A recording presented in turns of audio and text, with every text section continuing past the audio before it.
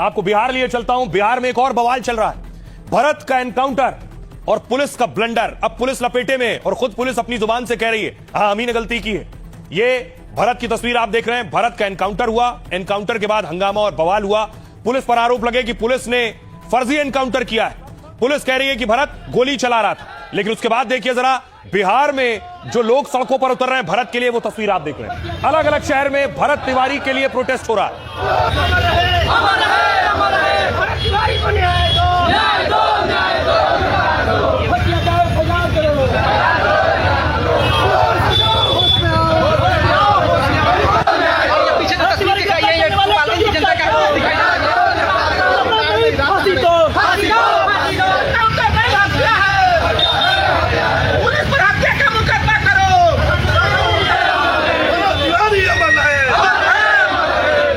तो लोग नारे लगा रहे हैं पुलिस पर हत्या का मुकदमा दर्ज करो।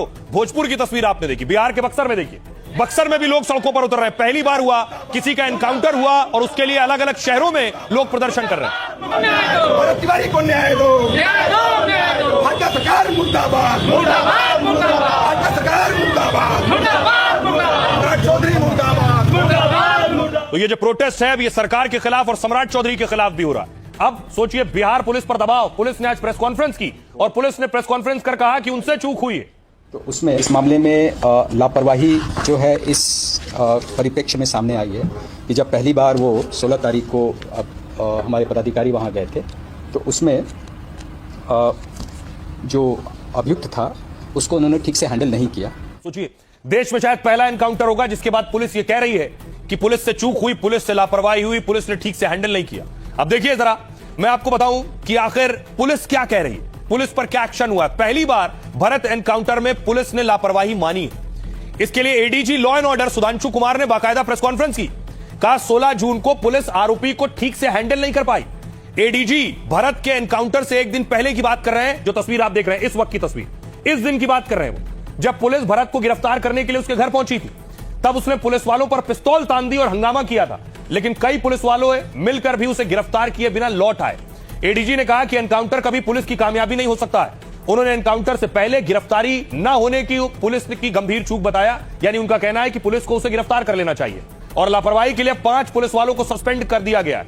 जो पुलिस वाले नपे हैं उनमें एसएचओ के साथ 2 एएसआई हैं, 2 एसआई हैं, 1 एएसआई है और 1 कांस्टेबल है, क्योंकि कार्रवाई में शाहपुर थाना प्रभारी के साथ ये 4 पुलिस वाले भी मौजूद थे। विवाद बढ़ा तो एनकाउंटर के 5 दिन बाद न्यायिक जांच का ऐलान हुआ। सीएम सम्राट चौधरी ने कहा कि हाईकोर्ट के रिटायर्ड जज से जांच कराएंगे। इधर पुलिस ने शाहबाद रेंज के डीआईजी को तुरंत जांच करने को कहा है। और इसी बीच विधानसभा अध्यक्ष बोले पुलिस दोषी पाई गई तो फिर कार्रवाई होगी। सुनिए जरा क्या कुछ कह रहे हैं एडीजी और पिता क्या कह रहे हैं भरत तिवारी के। देखिए ये सब सारी बातें जो है वो एफआईआर में है, जो पब्लिक डॉक्यूमेंट है आप उसको देख सकते हैं। दूसरा ये कि इस मामले में लापरवाही जो है इस परिप्रेक्ष्य में सामने आई है कि जब पहली बार वो 16 तारीख को हमारे पदाधिकारी वहाँ गए थे तो उसमें जो अभियुक्त था उसको उन्होंने ठीक से हैंडल नहीं किया, टाइमली उसको नियंत्रण में नहीं ला सके और उसका वीडियो वगैरह वायरल हुआ। इस आरोप में 1 एसएचओ, 2 सब इंस्पेक्टर, 1 एएसआई और 1 कांस्टेबल जो थाना से गए थे उनको सस्पेंड किया गया। बाढ़ जो आया था उसी पीड़ित लोग यहाँ पर आके हमारे गांव के बगल में 1 किलोमीटर बस रहे हैं लोग, उसी को बहुत सहायता पहुँचा रहा था। वो उसका धर्म वही था, कोई भी मुसीबत में है ये है वो धार्मिक टाइप का था, वहाँ पर मदद कर रहा था। उसी कर्म में ना जाने क्या हुआ, किसके साथ क्या हुआ हमको कुछ पता नहीं। आवाज को प्रधानमंत्री जी नरेंद्र मोदी जी हैं, गृह मंत्री हैं, उनको आवाज पहुंचाइए कि हमारा बच्चा निर्दोष है।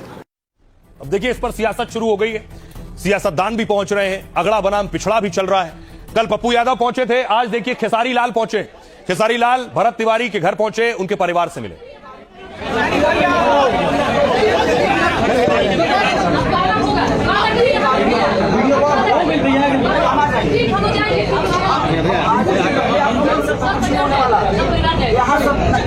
लेकिन बड़ी बात है जिसका एनकाउंटर हुआ उसके लिए देखिए हर शहर में प्रोटेस्ट हो रहा है, कुछ तो वजह होगी। एक और तस्वीर आप देख रहे हैं, ये देवरिया की तस्वीर है, उत्तर प्रदेश में भी प्रदर्शन हो रहा है। भरत तिवारी अमर रहे, अमर रहे, अमर रहे, भरत तिवारी अमर रहे, अमर रहे, अमर रहे, तिवारी जिंदाबाद, जिंदाबाद, जिंदाबाद। अब देखिए ये जो तस्वीरें आप देख रहे हैं, लोग सड़कों पर निकल रहे हैं, प्रदर्शन कर रहे हैं। भरत तिवारी को लेकर दो तर्क हैं। एक तर्क ये कि भरत तिवारी मसीहा था, फरिश्ता था, और दूसरा ये कि भरत तिवारी पिस्तौल लेकर घूमता था और पुलिस पर हमले करता था। सच क्या है? लोग क्यों मसीहा मानते हैं? भरत एनकाउंटर पर विवाद और आक्रोश इसलिए बढ़ रहा है क्योंकि परिवार, समर्थक और कई नेता भरत के समर्थन में। गांव वालों का कहना है भरत तिवारी कोई अपराधी नहीं था, बल्कि भरत को लोग गांव वालों की मदद करने वाला बता रहे हैं, क्योंकि दावे के मुताबिक भरत स्थानीय लोगों के मुद्दे उठाता था। बिलौटी और आसपास के गांव में बाढ़ प्रभावित लोगों की परेशानियां हैं। परिवार का कहना है कि भरत गांव के लोगों की लड़ाई लड़ रहा था। वो चाहता था कि गांव के विस्थापित लोगों को फिर बसाया जाए।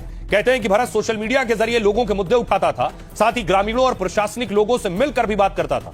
इसलिए कई स्थानीय लोग मदद करने के लिए उसे मसीहा बताते थे। भरत खुद और कई लोग उसकी तुलना क्रांतिकारी भगत सिंह से करते थे। तभी तो उसके एनकाउंटर से सैकड़ों लोग सड़क पर उतर गए।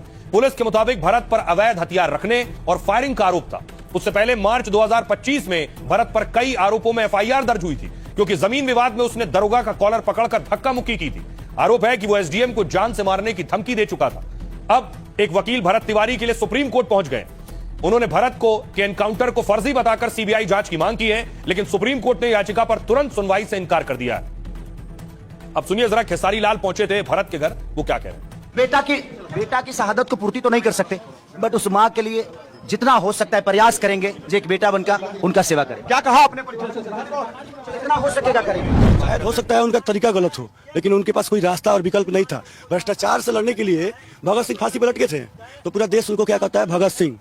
उनको मानता है ना, उनको प्यार करता है ना। तो हम जीते जी भगत सिंह को देखे हैं भरत तिवारी के रूप में, और भरत तिवारी का इनकाउंटर नहीं किया गया, हत्या किया गया। गोली मारी गई है तो उसको सही क्या है? पुलिस का थोड़ा अधिकार है। जब हम सिलेंडर बोल देंगे तो उसका थोड़ी अधिकार है कि पुलिस हमको काउंटर कर दे। उसके लिए तो जज बैठा है ना। ये बहुत गलत हुआ है। ये पुलिस प्रशासन का शर्मिंदा का बात है। ये इसलिए बात है कि एनकाउंटर नहीं कहा जाएगा, इसको मर्डर कहा गया है।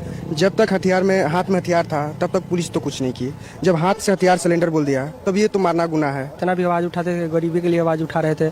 जो इंडिया वहाँ से गाड़ा से निकाल कर फिर लेकर गाड़ा में बसा दिया लोग, उसी के लिए तो आवाज़ उठा रहे थे। ये तो साफ दिख रहा है कि जानबूझकर ही मारा गया है। ठीक है, जब आप इस सिलेंडर कर दे रहा है तो आपको गोलियां चलाने का अधिकार नहीं है। ठीक है, तो वो कब पता चला कि उसे गोली मार दी गई? हाँ, मुझे रही सामने गोली मार। आपके सामने गोली मार दिया? सामने गोली मार। गन जाता कहता डीएसपी मारी मारी इन लोग के लेडीज लोग, 3 गो लेडीज हमने के लाठी चार्ज कर दिली सब। हमने के तीनों दून आदमी पर हमारा यह बा कि जे मरले बा, जेकर हाथ बा ओकरा फांसी होके चाहिए बस। तो सुप्रीम कोर्ट ने हमको डायरेक्शन दिया है कि आप रजिस्ट्रार के सामने इसकी अर्जेंसी मेंशन कीजिए, और इसको लेकर हम रजिस्ट्रार के समक्ष अर्जेंसी लेटर देंगे, और रजिस्ट्री का प्रोसेस पूरा होते ही, रजिस्ट्री से क्लियरेंस मिलते ही यह मामला जल्द सुनवाई के लिए ऑनरेबल सुप्रीम कोर्ट के समक्ष रखा जाएगा। तो हमारी मांग यही है कि इसमें त्वरित कार्रवाई हो और सख्त से सख्त पुलिस वालों के खिलाफ कार्रवाई की। तो मामला पहुंच गया है सुप्रीम कोर्ट, लेकिन एक और बड़ा एनकाउंटर हो गया। बदमाश था बिहार का, लेकिन एनकाउंटर हुआ उत्तर प्रदेश में। ये जिसे आप देख रहे हैं इसका नाम लल्लन सिंह है, और लल्लन सिंह पर पुलिस वालों को मारने का भी आरोप था। बहुत बड़ा बदमाश था, 5 भाई 5 में 4 बदमाश। ये तस्वीर देख रहे हैं, लेकिन लल्लन का एनकाउंटर बिहार में नहीं हुआ, ये वाला एनकाउंटर यूपी में हुआ। और वो तस्वीरें आप देख रहे हैं, लल्लन के एनकाउंटर साइट की तस्वीर। पिस्टल बरामद हुई है, गोलियां बरामद हुई है, ये बैग बरामद हुआ है, बाइक जिससे भाग रहा था, पुलिस का दावा है। अब बिहार के बड़े बदमाश का एनकाउंटर कैसे हुआ जरा वो देखिए, और उत्तर प्रदेश में हुआ। खूंखार अपराधी लल्लन का एनकाउंटर बिहार से 1000 किलोमीटर दूर हुआ। यूपी के सहारनपुर में एसटीएफ ने 1.25 लाख के इनामी को ठोका। एडीजी अमिताभ यश के मुताबिक जब रविवार रात के 1:30 बज रहे थे, एसपी के नेतृत्व में एसटीएफ की टीम चेकिंग अभियान चला रही थी। इस दौरान बाइक से संदिग्ध बदमाश आए, जिन्हें रोकने को कहा, तो बौखलाए बदमाशों ने सुरक्षा कर्मियों पर फायरिंग शुरू कर दी। जवाबी कार्रवाई में आरोपी लल्लन को गोली लगने लगी और वो गिर गया। अंधेरे का फायदा उठाकर लल्लन का साथी मौके से फरार हो गया। इसके बाद घायल लल्लन को अस्पताल भेजा, लेकिन उसकी मौत हो गई। एसटीएफ को मौके से बाइक, पिस्टल, कारतूस और खोखे बरामद हुए। पुलिस के मुताबिक लल्लन बिहार के समस्तीपुर का रहने वाला था। किसान पिता के 8 बच्चों में से लल्लन सिंह उर्फ लल्लन था।